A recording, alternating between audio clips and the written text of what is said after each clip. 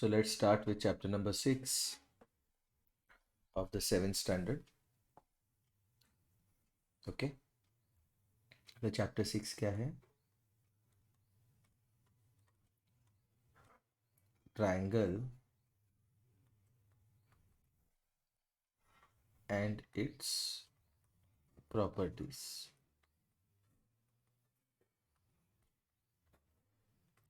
ठीक है. तो ट्रायंगल क्या होता है? ट्रायंगल क्या होता है? Three sided bounded figure where boundaries are straight lines. ठीक है. तो ट्रायंगल में क्या क्या होता है वो देख लेते हैं. टेक्स्ट बुक फॉलो करते हैं, बहुत इंपॉर्टेंट है. टेक्स्ट बुक फॉलो करना बहुत ज़्यादा इंपॉर्टेंट है. ये जो मेरा ट्रायंगल है, से ट्रायंगल ए बी और सी,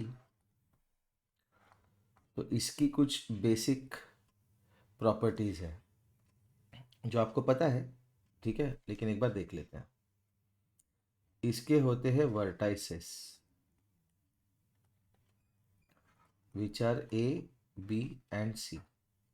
वर्टाइसेस ये प्लूरल है, जिसका सिंगुलर है वर्टेक्स. मतलब अगर हम ए के बारे में बात करेंगे तो ए इज़ अ वर्टेक्स, लेकिन ए बी सी के बारे में बात करेंगे तो they are vertices.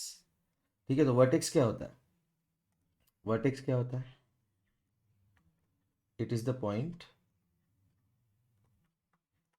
Of intersection of any two sides of the triangle.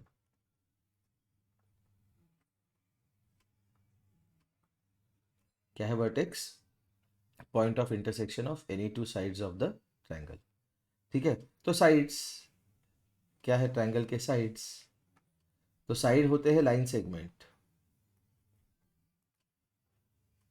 Side क्या होते हैं? Line segment. जैसे ए बी सी एंड ए सी. ठीक है. तो लाइन सेगमेंट हो गए. अच्छा, हमें पता है कि what is an angle. Angle क्या होता है? ऐसे दो आर्म्स होते हैं एंगल के. ठीक है. से पी क्यू आर, तो इसको लिखते हैं हम ऐसे, एंगल आर क्यू पी. तो ये जो एंगल है, एक एंगल, दो एंगल और तीसरा एंगल. ठीक है. तो ट्रायंगल के होते हैं तीन एंगल्स.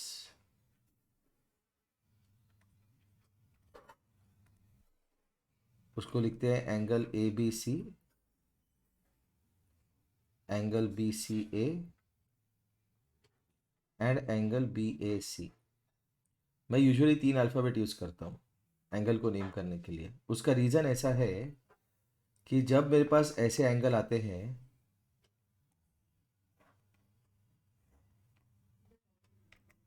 सपोज ये पॉइंट बी है, ये पॉइंट ए है, ये ओ है और ये सपोज एक्स है. तो मेरे पास दो एंगल है. तो यूजुअली टेक्स्ट बुक कैसे मेंशन करता है? एंगल ओ.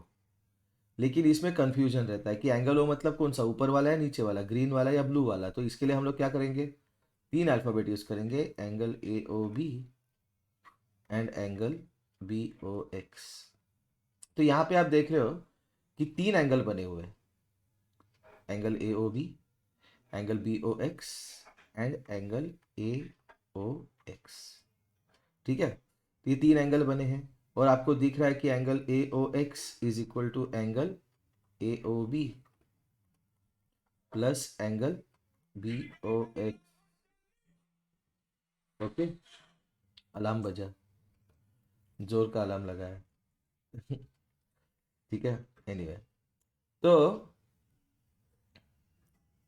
ये जो एंगल ए ओ बी है, and angle B O X है, इनका नाम है एडजेसेंट एंगल्स। क्या नाम है इनका? Adjacent angles. क्या होते हैं एडजेसेंट एंगल्स? ये समझना जरूरी है। एडजेसेंट एंगल्स क्या है ये समझना जरूरी है। ठीक है, बहुत इंपॉर्टेंट कॉन्सेप्ट है ये। ठीक है, तो adjacent angles are two angles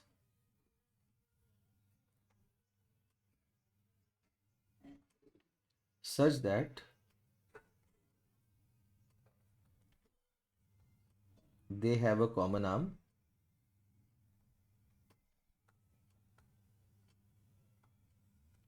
इस केस में मैंने बताया कि ये दो एडजेसेंट एंगल्स है, तो कॉमन आर्म क्या है इनका? OB। And the non common arm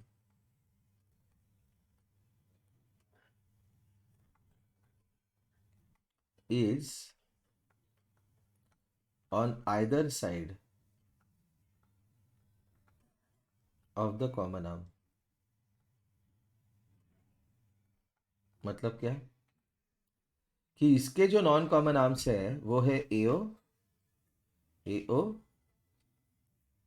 and XO। तो ये OB के अपोजिट साइड्स पे है। ठीक है, तो इसका मतलब क्या है?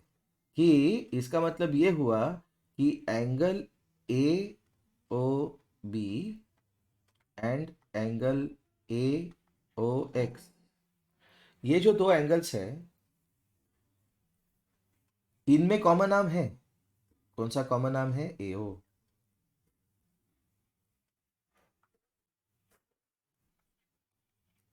और नॉन कॉमन आर्म्स कौन से हैं इनके?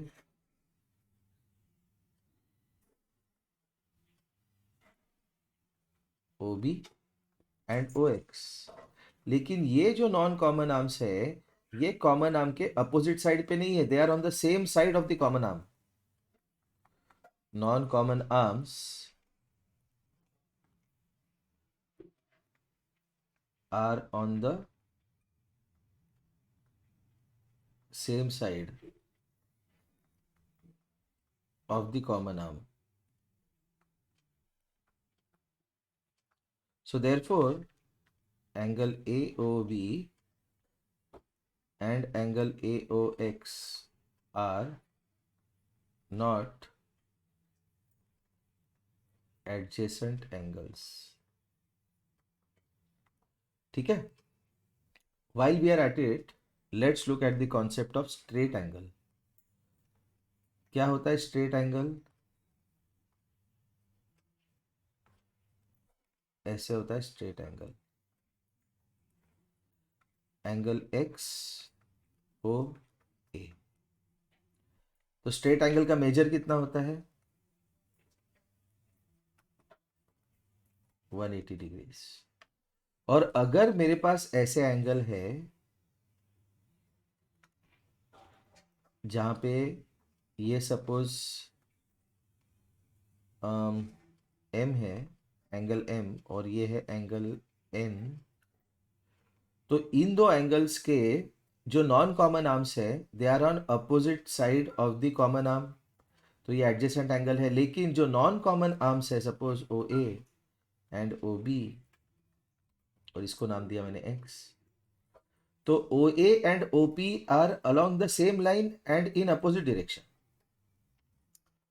जो नॉन कॉमन आर्म्स है वो कैसे है? जो नॉन कॉमन आर्म्स कैसे है?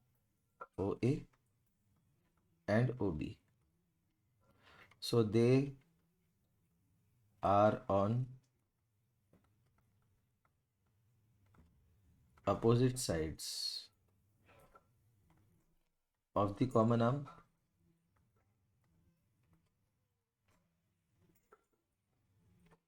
and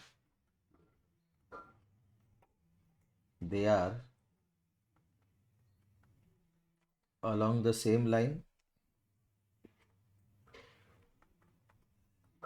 ऐसे एंगल्स को कहते हैं angles in a linear pair. Angles in a linear pair, ये है angles in a linear pair, ठीक है। और ये angle X O A plus angle X O B is equal to 180 degrees. तो angles in a linear pair कैसे होते हैं? Always supplementary. Angles in a linear pair कैसे होते हैं?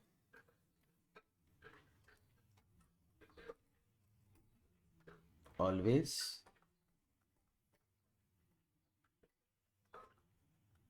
सप्लीमेंट्री, ठीक है। So let's go back to the lesson, ठीक है। तो ट्रायंगल के 3 साइड्स, 3 एंगल्स, 3 वर्टाइसेस, ओके। तो अभी साइड BC के अपोजिट वाला एंगल कौन सा है ये देख लेते हैं। एंगल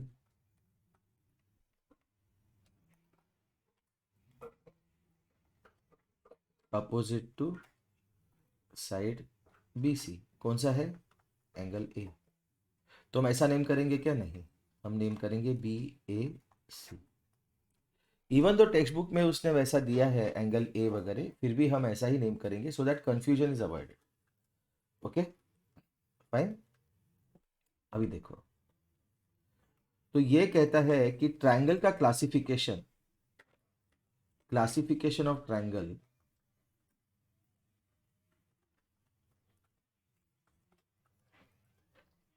क्लासिफिकेशन ऑफ ट्रायंगल, ठीक है, होता है बेस्ड ऑन साइड्स।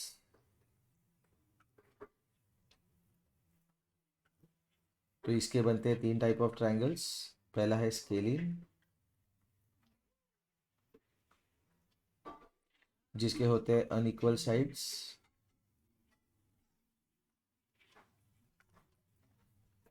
ओके, मतलब एक ऐसा हुआ, एक ऐसा गया, और मे बी एक ऐसा गया, ठीक है ना।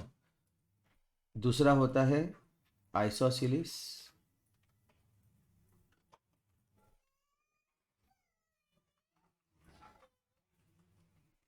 say for example PQR, where PQ is equal to PR, two sides are equal, ठीक है। और तीसरा होता है इक्विलैटरल। क्या होता है equilateral triangle? All 3 sides are equal,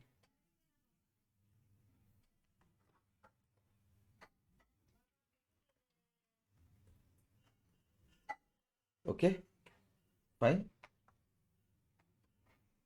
उसके बाद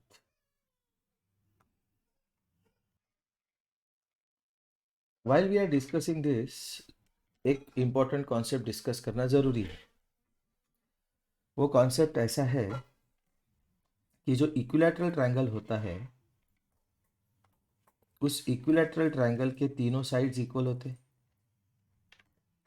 से A and A। What is A? Side of equilateral triangle,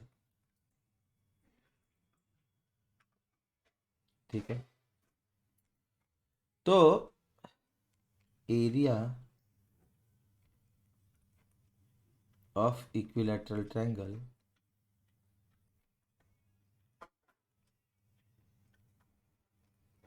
is √3/4 side square. ये फॉर्मूला आपको याद रखना बहुत ज़रूरी है। क्यों? क्योंकि बेसिकली बहुत सारे क्वेश्चन इस प्रॉब्लम, मतलब इस फॉर्मूला पे बेस आते हैं। वो कब आएंगे, कैसे आएंगे, ये बोल नहीं सकते, लेकिन ये फॉर्मूला आपको याद रखना ज़रूरी है। सिमिलरली एरिया ऑफ ट्रायंगल के लिए एक लेसन है 9th स्टैंडर्ड का, हीरॉन्स फॉर्मूला। क्या बोलता है हीरॉन्स फॉर्मूला? कहाँ यूज होता है? To find area of any triangle तो हीरॉन्स फॉर्मूला क्या होता है देखते हैं। सपोज ये ट्रायंगल है ABC, तो एंगल ए के अपोजिट का साइड BC उसको नाम दिया छोटा ए, एंगल बी के अपोजिट का साइड AC उसको नाम दिया छोटा बी, सी के अपोजिट का साइड AB उसको नाम दिया छोटा C. So first we are looking at perimeter of the triangle. क्या होता है पेरीमीटर?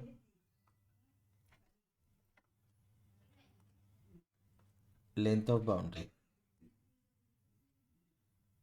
ट्रायंगल के केस में सम ऑफ ऑल साइड्स, और वो है A+B+C। और पेरीमीटर को हमने बताया कि पेरीमीटर 2S है, ठीक है। तो 2S लिया हमने A+B+C। तो एक कॉन्सेप्ट है सेमी पेरीमीटर का। क्या कॉन्सेप्ट है? सेमी पेरीमीटर का। क्या होता है semi perimeter? It is perimeter upon 2,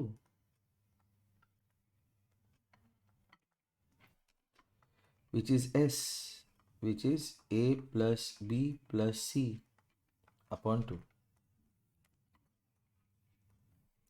उसके बाद हम फाइंड करते हैं S-A, S-B, S-C। Problem solve करेंगे, समझ जाएगा। तो एरिया ऑफ ट्रायंगल होता है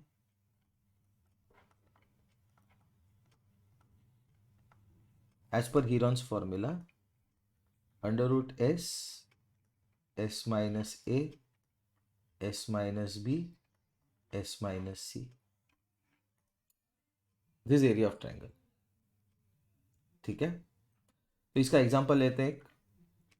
फॉर एग्जांपल एक ट्रायंगल है, ठीक है, जिसके साइड्स ऐसे है 3, 4, 5। आगे जाके पता चलेगा अपने को कि ये राइट एंगल ट्रायंगल है, लेकिन अभी इसको राइट एंगल ट्रायंगल है करके कंसिडर नहीं करते हम, ठीक है।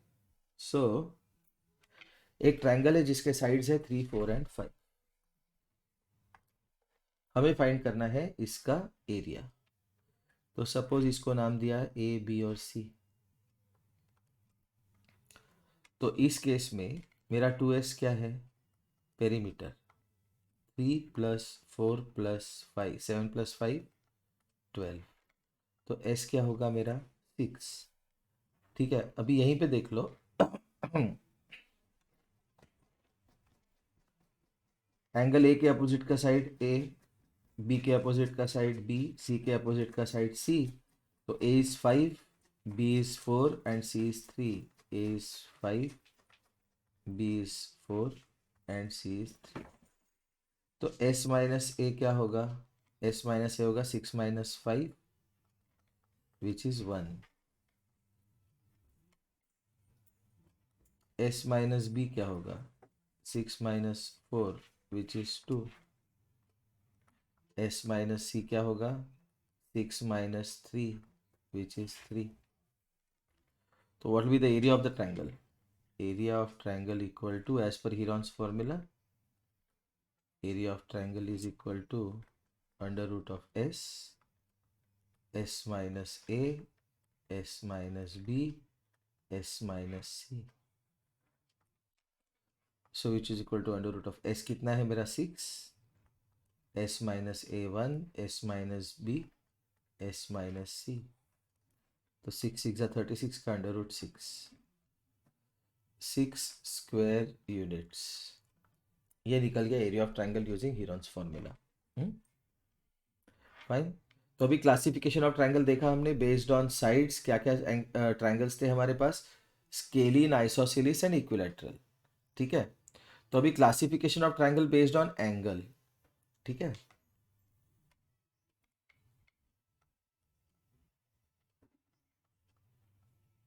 Classification of triangle based on angles.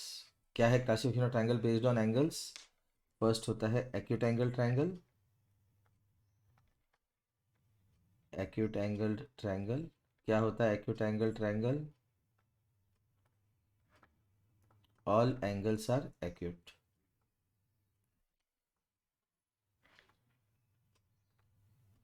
जैसे एक ट्रायंगल ले लो, ये एंगल सपोज आपका 70 है, ये एंगल आपका 80 है, तो ये एंगल होगा 30। क्यों? हमने लगाया एंगल सम प्रॉपर्टी। क्या होता है angle sum property of a triangle? Angle sum property of a triangle क्या है? Sum of all angles of a triangle is 180 degrees. ये लगाया हमने, ठीक है ना। उसके बाद सेकंड क्या होता है? Obtuse angle triangle. Based on angle classification, obtuse angle triangle क्या है? Obtuse angle triangle, obtuse angle triangle क्या है? Obtuse angle triangle, one angle is obtuse.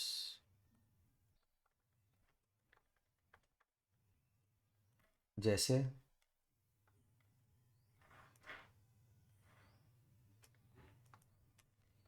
Suppose triangle P Q R लिया, ये एंगल लिया हमने ऑब्ट्यूस। ऑब्ट्यूस एंगल क्या होता है? Greater than 90। ओके, तो इसको लिया हमने 110 डिग्री, तो बचे 70 डिग्री, उसको डिवाइड करना है, तो ये लो आप 20 डिग्रीज और 130, ये होगा 50 डिग्रीज। ठीक है। उसके बाद राइट एंगल ट्रायंगल्स, ठीक है, classification angle based of triangle based on angles. तीसरा है मेरा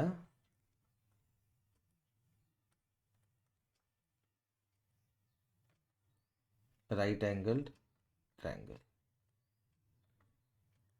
क्या है right angle triangle? One angle is 90 degree, तो ये 90 है, तो सपोज ये 30 है, तो ये होगा 60 डिग्री। तो क्या है राइट एंगल ट्रायंगल? जिसमें वन एंगल 90 डिग्री होता है। लेकिन इसका एक प्रॉपर्टी है राइट एंगल ट्रायंगल का कि other two angles,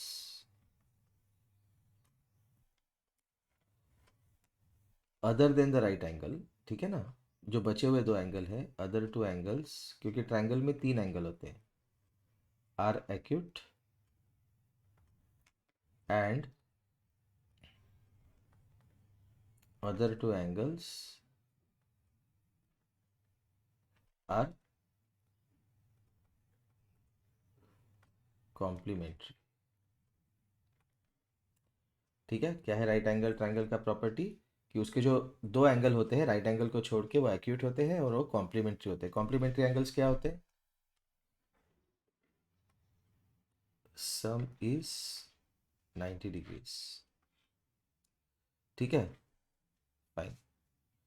so what will do is, यहाँ पे बहुत गर्दी हो गई, इसलिए इस पेज को नेक्स्ट पेज पे ले लेते हैं हम।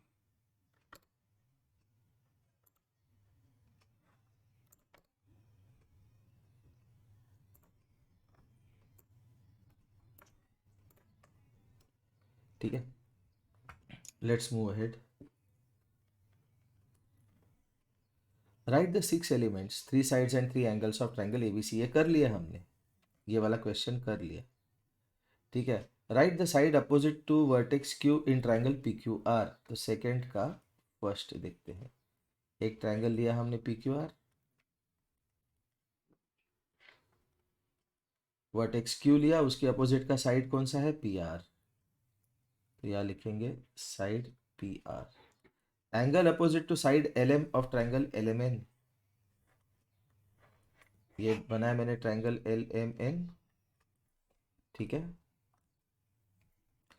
तो angle opposite to side L M, L M के अपोजिट का एंगल कौन सा है? Angle N. ठीक है, जिसको लिखेंगे हम L N M. Vertex opposite to side R T of triangle R S T. Triangle R S T अगर है मेरा, तो vertex opposite to side R T S. Look at figure 6.2 and classify each of the triangle according to its sides and angles. ठीक है, तो इसके side question number 1 based on sides and based on angles. तो sides पे classify करेंगे तो तीनों side, दो साइड इक्वल है, ठीक है, 8 और 8, पहला वाला question triangle ABC.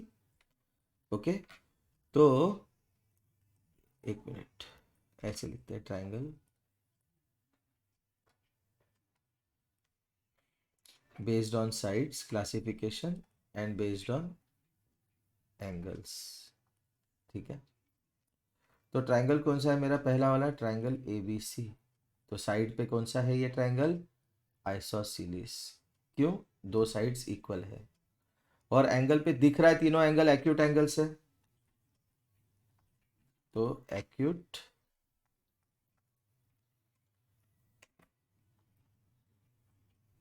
Angled triangle. अगर कॉन्सेप्ट समझ में आ गया तो इस लेसन के जो क्वेश्चंस है वो सॉल्व करना बहुत ही इजी है। Okay, let's look at question number 2, triangle PQR. तो इसका एक एंगल 90 डिग्री है, तो इसलिए कैसे, ठीक है। और बेस्ड ऑन साइड्स अगर देखेंगे तो ये स्केलिन ट्रायंगल है, और बेस्ड ऑन एंगल्स कैसा है ये, right angled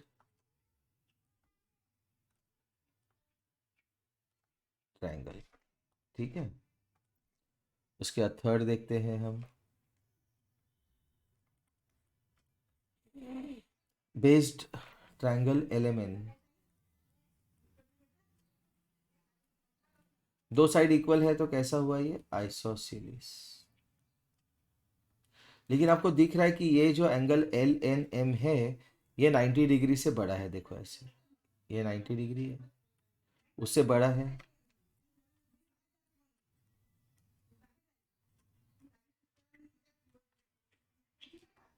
obtuse angled triangle, ठीक है। Next triangle RTS.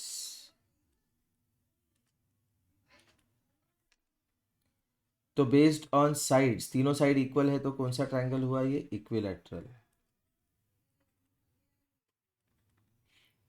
और इक्विलैटरल ट्रायंगल का प्रॉपर्टी होता है जो मैंने डिस्कस नहीं किया कि all angles are 60 degrees,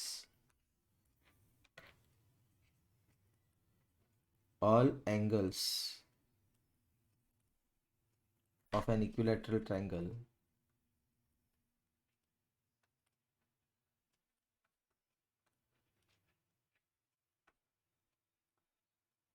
are 60 degrees. तो इसलिए ये कौन सा एंगल ट्रायंगल बना, एक्यूट एंगल ट्रायंगल,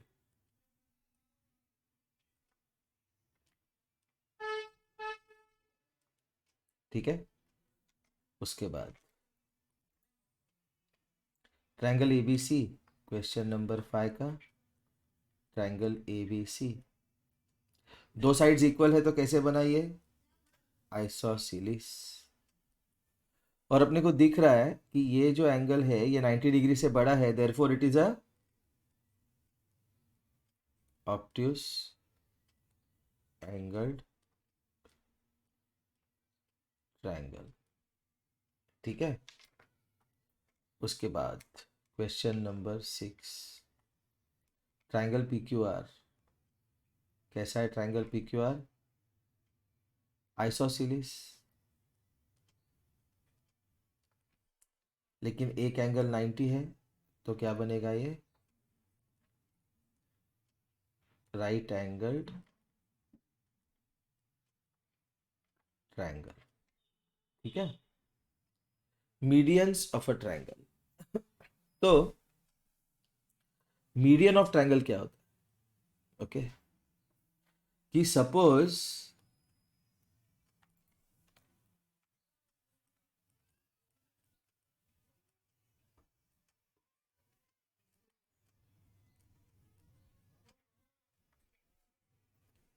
एक ट्रायंगल है पी क्यू आर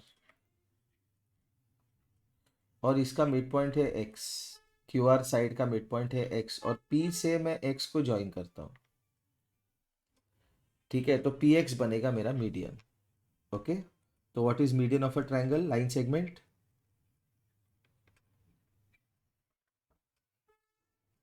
किस तरह का line segment? Joining the vertex of the triangle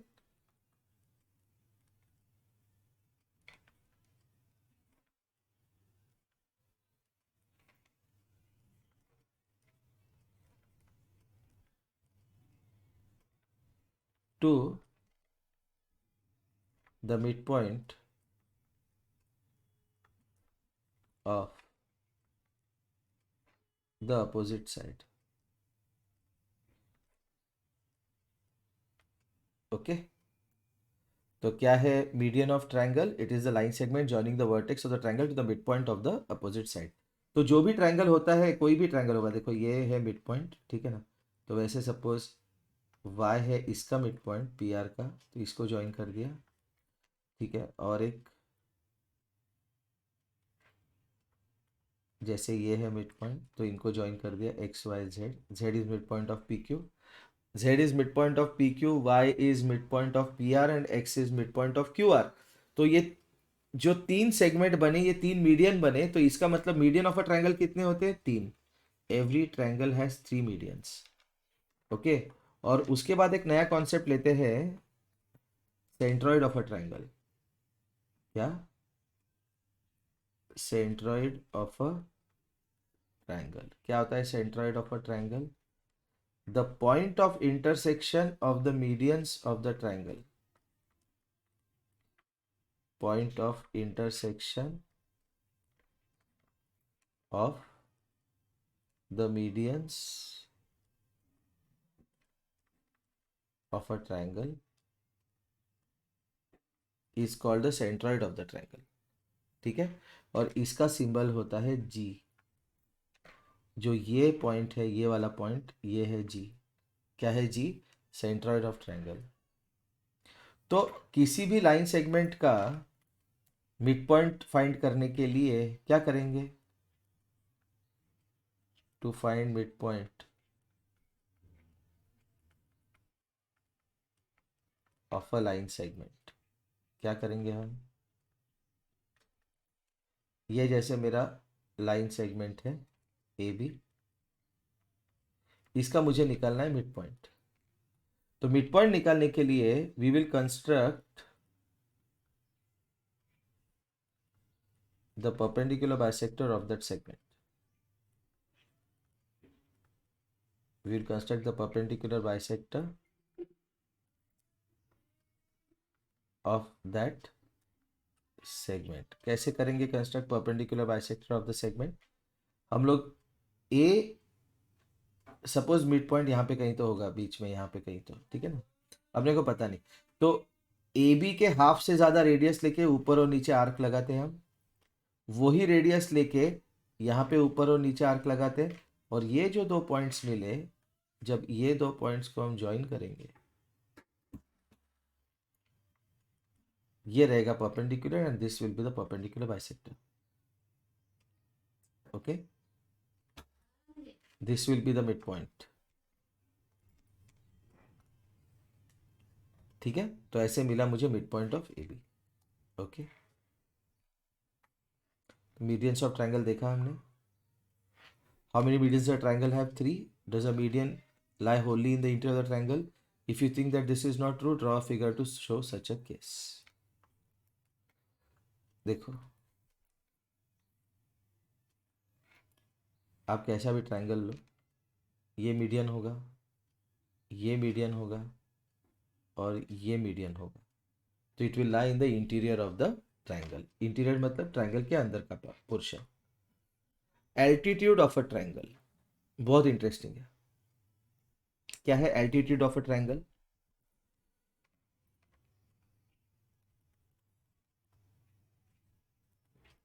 altitude of a triangle क्या होता है, देख लेते हैं। ठीक है, इट इज द परपेंडिकुलर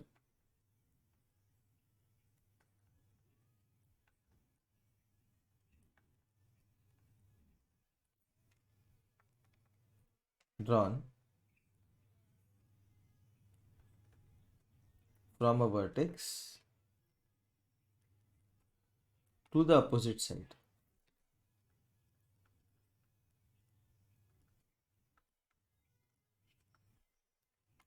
क्या है altitude of triangle? It is the perpendicular drawn from a vertex to the opposite side.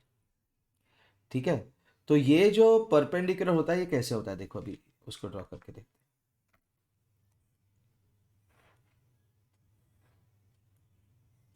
तो सपोज मेरा ये ट्रायंगल है ए बी सी. मुझे वर्टेक्स सी से साइड ए बी पे परपेंडिकुलर ड्रॉ करना है. ठीक है, तो मैं क्या करूँगा, सी से एक आर्क लूँगा और इसको ऐसे कट कर दूंगा.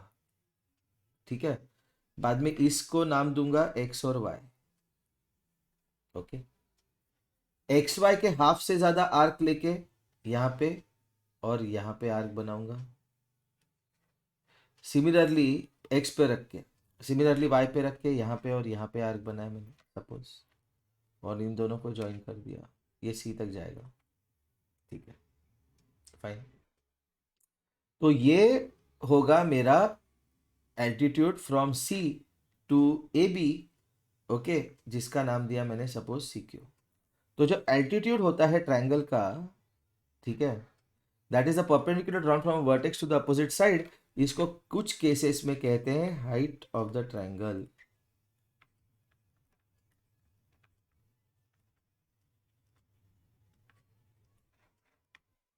कभी कभी इसको हाइट भी कहते हैं, एल्टीट्यूड भी कहते हैं. तो this is one and the same thing. Okay, तो एल्टीट्यूड का एक कॉन्सेप्ट है. क्या है एल्टीट्यूड का कॉन्सेप्ट? बहुत इंपॉर्टेंट है. अगर मेरा ये वर्टेक्स है ए और यहां से मैं ज्वाइन करता हूं बीसी सेगमेंट पे बहुत सारे लाइंस, तो जो एल्टीट्यूड होगा that will be the shortest line between line segment between a vertex and the opposite side. क्या होता है altitude of triangle? Altitude of triangle क्या होता है? Shortest line segment from a vertex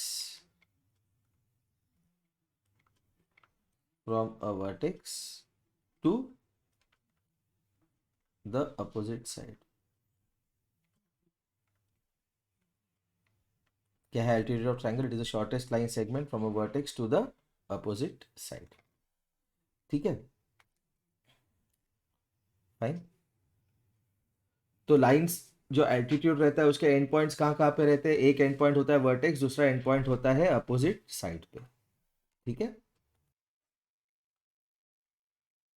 how many altitudes can a triangle have? 3. क्योंकि vertex से opposite side पे draw किया हुआ जो सेगमेंट है परपेंडिकुलर, उसको एल्टीट्यूड कहते हैं. Draw rough sketches of altitudes from A to B C. ये हुआ एल्टीट्यूड. कहाँ पे है? Interior of the triangle, A to B C. ये हुआ ए सी. और A to B C obtuse angle triangle में कैसे ड्रॉ करेंगे एल्टीट्यूड? अपोजिट साइड पे. इस साइड को एक्सटेंड करना पड़ेगा, तब जाके ये एल्टीट्यूड बनेगा ए पी. ओके, तो ऑब्ट्यूस एंगल ट्रायंगल का एक एल्टीट्यूड जो है वो ट्रायंगल के आउटसाइड में रहेगा. ओके, याद रखना. Will an altitude always lie in the interior of the triangle? No. If you think that this need not be true, draw a rough sketch to show a case. नहीं जरूरत, यहाँ पे draw किया हुआ है. Obtuse angle triangle में जो एक एल्टीट्यूड रहता है वो ट्रायंगल के बाहर रहता है. ऑब्ट्यूस एंगल ट्रायंगल का एक एल्टीट्यूड ट्रायंगल के बाहर रहता है. Okay, Can you think of a triangle in which two altitudes of a triangle are two of its sides? Yes. Right angle triangle. देखो, एक एल्टीट्यूड है बी से ड्रॉ किया हुआ बी सी और दूसरा ए से ड्रॉ किया हुआ ए सी. देखो यहाँ पे two altitudes are its two sides. तो सपोज मेरा ट्रायंगल है एक्स वाई जेड. तो एक्स वाई जो है वो जेड वाई को perpendicular, Z Y Y X को perpendicular. Can the altitude and median be same for a triangle? Yes. In the case of equilateral and in the case of equilateral triangles, तीनों medians जो रहते हैं वो altitude रहते हैं, और isosceles triangle में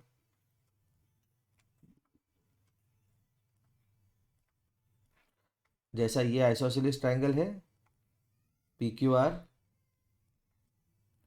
तो ये दो इक्वल है, ठीक है।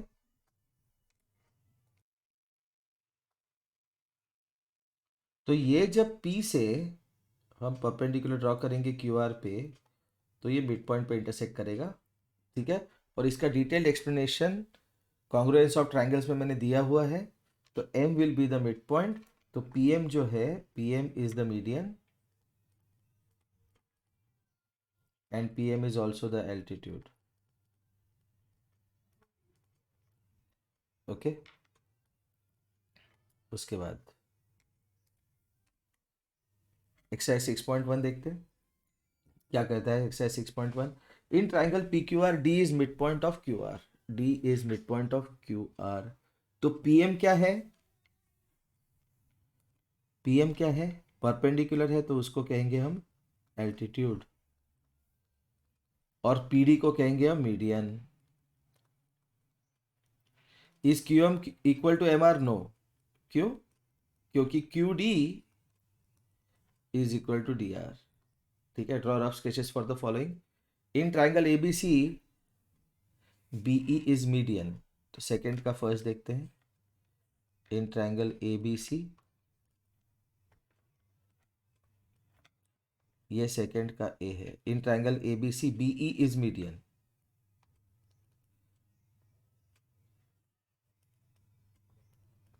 ठीक है।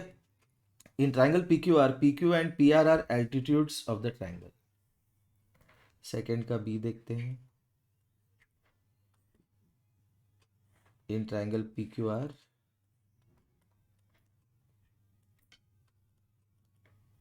PQ and PR are altitudes of the triangle. PQ and PR are altitudes of the triangle, ठीक है। तो ये भी PQ, ये भी 90 होना चाहिए। PQ and PR, और ये भी 90 होना चाहिए। ओके फाइन, तो इसको देखते हैं, एक मिनट। तो ये वाला concept PQ and PR are altitudes of the triangle, ये तब एप्लीकेबल होगा, बहुत इंपॉर्टेंट क्वेश्चन है ये।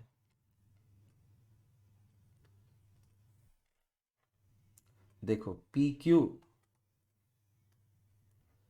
And PR are altitudes of the triangle, ये तब एप्लीकेबल होगा जब एंगल P 90 डिग्रीज है, ठीक है। PQ and PR are altitudes of the triangle, ठीक है। In triangle XYZ YL is altitude in the exterior of the triangle. तो ये ट्राइंगल, जब ट्राइंगल में एल्टीट्यूड जब एक्सटीरियर ऑफ द ट्राइंगल में होता है, तो उस ट्राइंगल को कहते हैं हम obtuse angle triangle. Obtuse angle triangle में ही altitude exterior of the triangle में होता है। तो देखो ये YL ब्लू में ड्रॉ कर रहा हूँ, YL, ये Y लेते हैं, ये YL, ये एक्सटीरियर ऑफ द ट्राइंगल में होगा। लाल वाला ऑब्ट्यूस एंगल ट्राइंगल है, ठीक है, XYZ, okay. Verify by drawing a diagram with the median and altitude of isosceles triangle can be the same. Yes, अभी हमने देखा है, फिर से देख लेते हैं। अगर ये मेरा आइसोसेलेस ट्रायंगल है, सपोज PQR, तो ये मेरा मीडियन है, PX is the median and PX is the altitude. Exterior angle of a triangle and it's property. तो एक्सटीरियर एंगल क्या होता है ट्रायंगल का, वो समझ लेते हैं। कि सपोज मेरा ये ट्रायंगल है, सपोज मेरा ये ट्रायंगल है, इस ट्रायंगल के हैं 3 एंगल्स। सपोज ये ट्रायंगल ABC, इसके 3 एंगल्स ठीक है, उनको नाम दे देता हूं मैं, एक्स वाई एंड जेड। तो एक साइड को एक्सटेंड करने के बाद जो एंगल मिला इसको कहेंगे exterior angle. So we have the angles of the triangle ABC, जिसको नेम किया हमने एक्स वाई एंड जेड, और एक साइड बीसी को हमने एक्सटेंड कर दिया, तो अपने को मिला बाहर का angle exterior angle, exterior angle E. ठीक है, तो इंटीरियर एंगल्स क्या होंगे?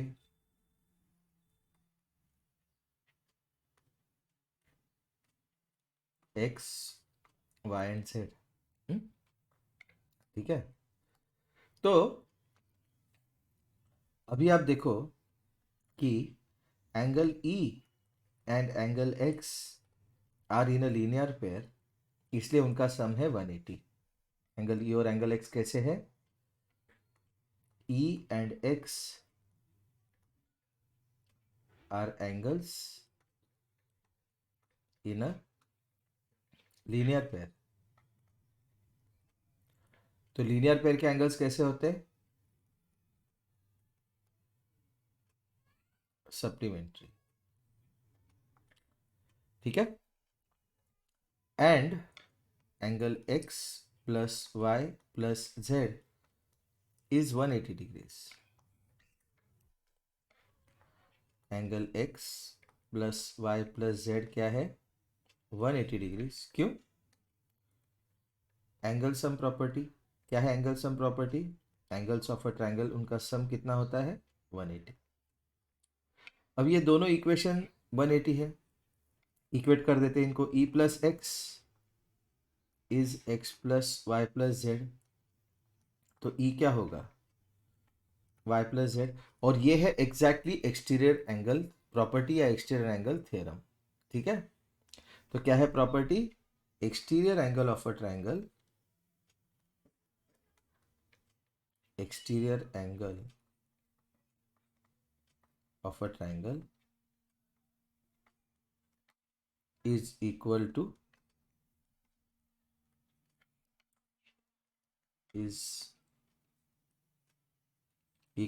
द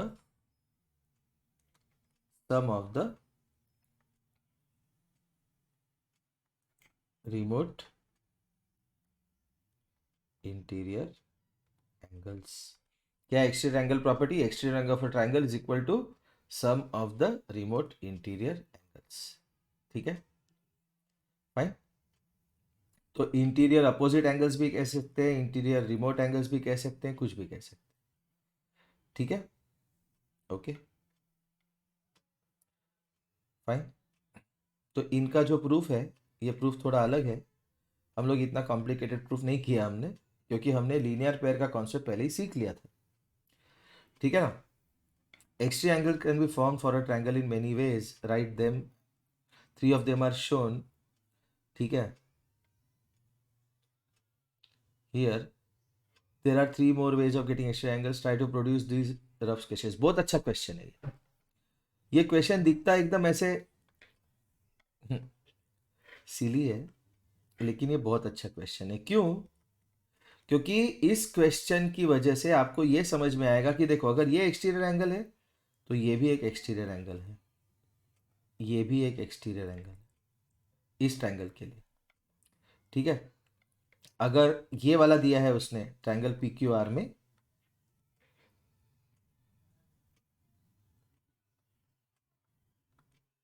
ये वाला दिया, तो ये भी एक्सटीरियर एंगल है। ठीक है, ये भी एक्सटीरियर एंगल है। ओके, अगर ये दिया एक्स वाई जेड,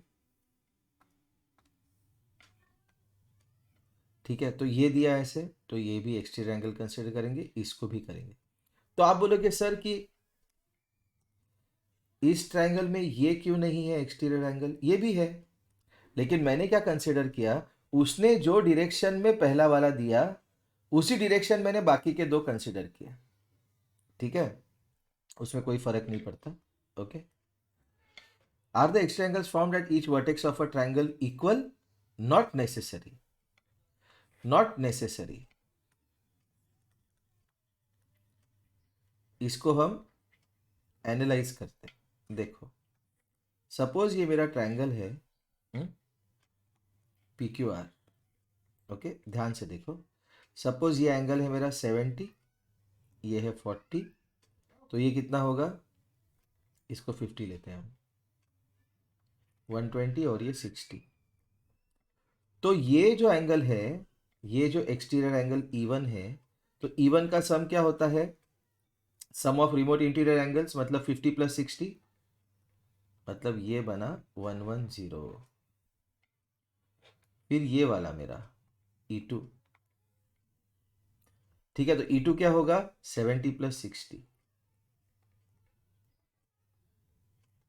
130। और ये है मेरा E3, तो E3 क्या बना मेरा? Sum of remote interior angles 70 plus 50 which is 120। लेकिन वो लीनियर पेयर लेके वैसे ही पता चल रहा है अपने को। देखो, लीनियर पेयर लेके जो सॉल्यूशन है वो ब्लू में कर रहा हूं मैं। देखो, E1 प्लस 70 इज 180, तो E1 क्या होगा मेरा? 110। ठीक है, E2 प्लस 50 इज 180, तो E2 क्या बना मेरा? 130। And E3 plus 60 is equal to 180, तो E3 क्या बनेगा मेरा? 120। ठीक है, दो तरह से हमने प्रूफ दिए। What can you say about the sum of exterior angles of a triangle and its adjacent interior angle? अभी उसने इंट्रोड्यूस किया है sum of exterior angle of a triangle and adjacent interior angle. क्या होता है वो सम? 180 degrees. वो ये कह रहा है, देखो, ये मेरा एक्सटीरियर एंगल है और ये उसका एडजेसेंट इंटीरियर एंगल है, और ए एंड ई कैसे है? लीनियर पेयर में, तो इसलिए उनका सम कितना होगा? 180 डिग्रीज। ठीक है, नेक्स्ट, बहुत इजी लेसन है ये, बहुत ज़्यादा इजी लेसन है ये। Find x in angle in figure 6.11। सब एंगल एंगल देखा, फिगर को भी एंगल पढ़ लिया हमने। देखो, ये एक्सटीरियर एंगल है और ये रिमोट इंटीरियर एंगल से या अपोजिट इंटीरियर एंगल से, तो 110 क्या होगा? 50 plus x, subtract 50 from both sides,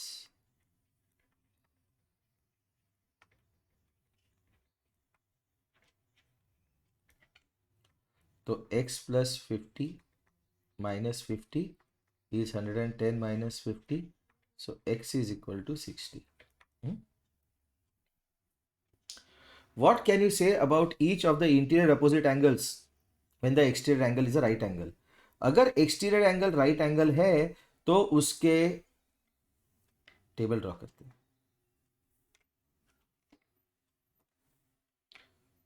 1 का first, exterior angle is a right angle,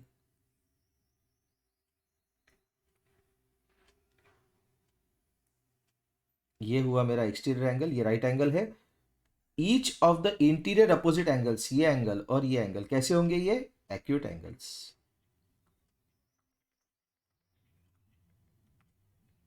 मतलब less than 90 degrees. When the exterior angle is an obtuse angle,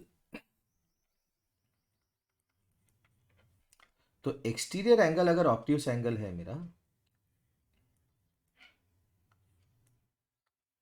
suppose ये है मेरा एक्सटीरियर एंगल और इसको लेते हैं 110, तो ये x और y इनका सम 110 होना चाहिए। x plus Y is 110, therefore x is less than 90 and y is less than 90। ठीक है, फाइन। अगर हम ऐसा एनालिसिस करते हैं, फॉर एग्जाम्पल, तो इस एनालिसिस में एक प्रॉब्लम क्या है? देखो, अगर ये 110 है तो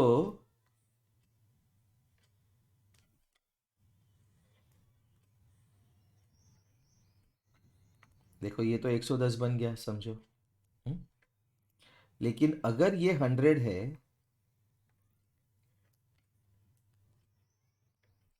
तो ये 10 हो सकता है। ओके, तो इसका मतलब क्या कह सकते हैं हम कि इसमें दो ऑप्शन है। क्या कि एक either both interior opposite angles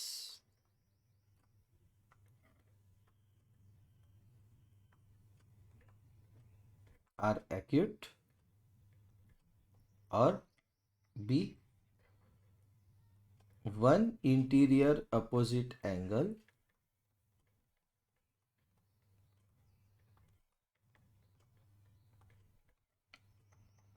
is obtuse and other interior opposite angle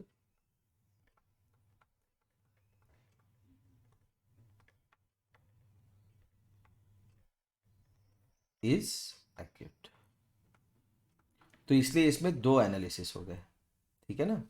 third, if the exterior angle is acute angle, ठीक है। जब एक्सटीरियर एंगल एक्यूट एंगल होगा तो क्या होगा, पूछ रहा है वो।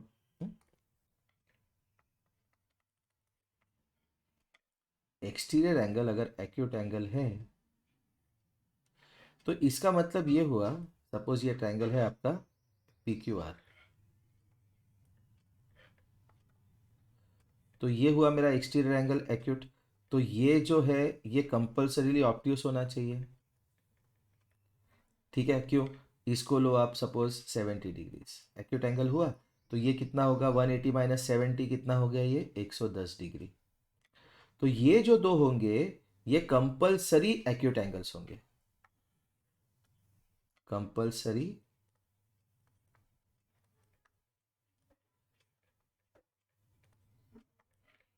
एक्यूट एंगल्स, ठीक है। तो इसके आगे का हम नेक्स्ट पार्ट में कवर करेंगे, एक्सरसाइज 6.2 के आगे, ठीक है। अभी ऑलमोस्ट 1 घंटे का वीडियो हो चुका है। Okay, thanks a lot.